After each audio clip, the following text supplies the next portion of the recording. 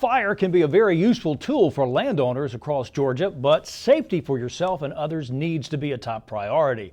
The Monitor's Mark Wildman recently visited with officials from the Georgia Forestry Commission to learn about some safe practices property owners can use to burn debris.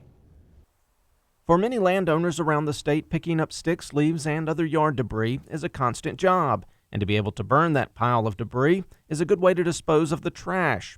That is why the Georgia Forestry Commission is providing citizens with some useful tips on safely creating those backyard fires. Probably what most people are unaware of, but careless debris burning is our #1 cause of wildfires across the state. And careless debris burn can easily escape. One of the most important steps in creating a debris burn is to have a safe spot away from your house or any other structure, and to have all the necessary tools handy, such as a rake, shovel, and a water hose. Those things are very important in the case that we want to make sure that the site is repaired, as well as being able to extinguish any escaped fires that might happen while burning. When you burn your yard debris, it is a good idea to start small and then add to the fire a little at a time. We want them to only pile up natural vegetation, nothing man-made, no processed lumber, branches, pine cones, pine straw, leaves, those types of debris only. And pile debris up in a managed area. We want to make sure that it doesn't get too large to handle.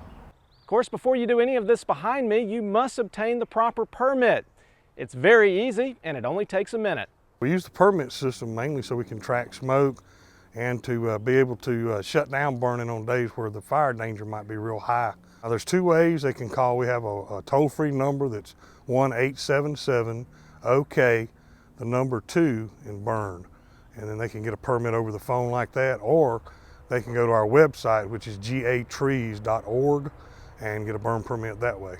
Permits are not only a good idea for a debris burn, but they are the law. Burning without a permit is a misdemeanor in Georgia, which is up to a $1,000 fine and 12 months in jail. It's also a misdemeanor if you allow your fire to get off your property. It's your responsibility if you're burning to maintain your fire on your property. So that's also a misdemeanor with the same penalties. The Georgia Forestry Commission stresses that all of the procedures are not designed to discourage burning, but just to make it safe for everyone. And one of the main things is we've seen in the last 4 or 5 years an increase in the number of deaths related to burning and wildfires and debris burning. And we're trying to make sure that people can burn safely and legally and try and reduce those and get some information out so that we can reduce those injuries and fatalities. Some months out of the year, certain counties are under a burn ban. So even though weather conditions may be optimal, there is still no burning allowed.